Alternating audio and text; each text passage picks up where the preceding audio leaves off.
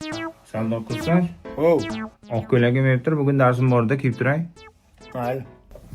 Maniki ham bor viloyatda.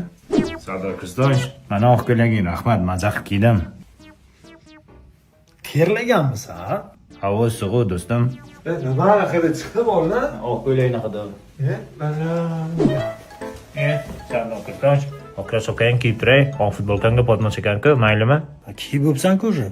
Hech desang yanchaman. Yo'q, kiy. Noskini ham kiydim. Jinnimisan sen? Key. Kiy. Rahmat.